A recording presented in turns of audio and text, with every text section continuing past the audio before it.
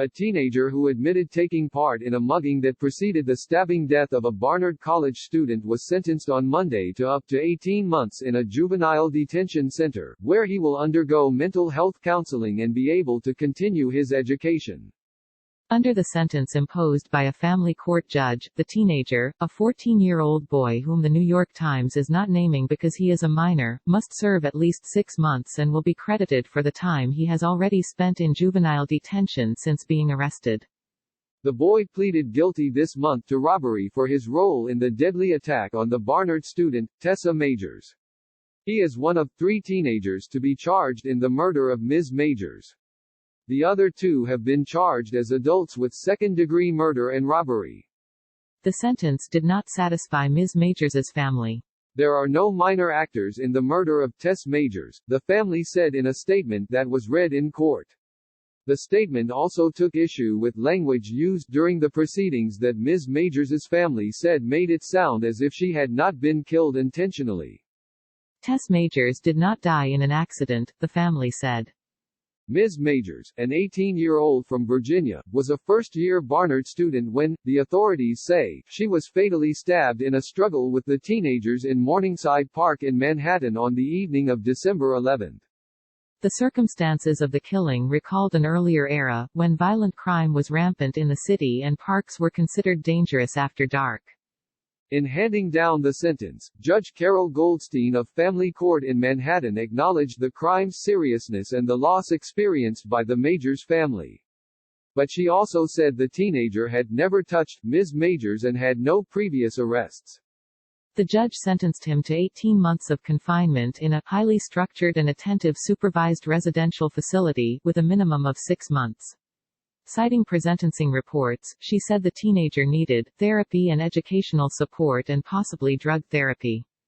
Ms. Majors's family did not attend the sentencing, which was conducted via video because of the coronavirus pandemic.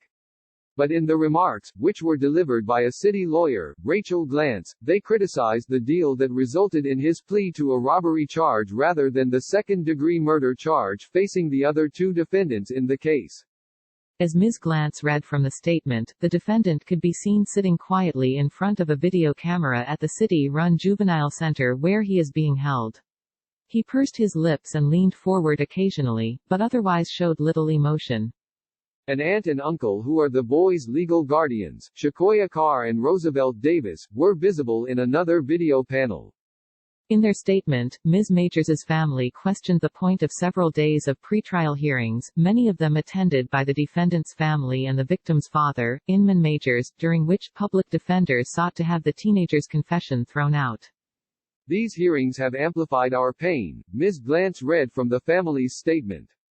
The teenager who was sentenced on Monday told the police shortly after the killing that he had taken part in the mugging that preceded it. Prosecutors originally charged him as a juvenile with second-degree felony murder. He was 13 at the time, and he pleaded not guilty. Under state law, prosecutors have the discretion to try defendants as young as 14 as adults in certain cases of violent crime. One of the other teenagers charged in the case, Luciano Lewis, held Ms. Majors in a headlock and the other teenager, Rashawn Weaver, stabbed her at least 4 times after she refused to give them her cell phone, with one thrust piercing her heart, according to prosecutors. Ms. Majors was heard yelling, "Help me. I'm being robbed," according to court documents. In entering his plea on June 3, the defendant sentenced on Monday described how he and his 2 friends had gone to the park to rob people and had zeroed in on Ms. Majors as a target as she began to climb a set of stairs. Minutes earlier, the boy told the court he had picked up a knife that Mr. Weaver had dropped and handed it back to him. Rashawn went up to her and said something to her and Tessa yelled for help, he said. Rashawn used the knife that I had handed to him to stab Tessa and I saw feathers coming out of her coat. Then I saw Rashawn take a plastic bag out of her pocket. On Monday, Neville Mitchell, a lawyer for the defendant, urged the judge to consider his client's age in sentencing him. Our client is a child, Mr. Mitchell said. He also disputed statements by the Majors family, and by Ms. Glantz, that the defendant had shown no remorse and regretted only being in the wrong place at the wrong time. His client, Mr. Mitchell said, was heartbroken, and his affect in interviews shouldn't be interpreted as disinterest or nonchalance. In the statement read by Ms. Glantz, the Majors family said, "There are no words adequate to describe the pain and suffering of her surviving family, who took her to college that fall and, 100 days later they brought her home to Virginia in an urn. Her absence is palpable and unrelenting," Ms. Glantz continued, adding that the family cannot help wonder what would have happened if that knife had been left on the ground.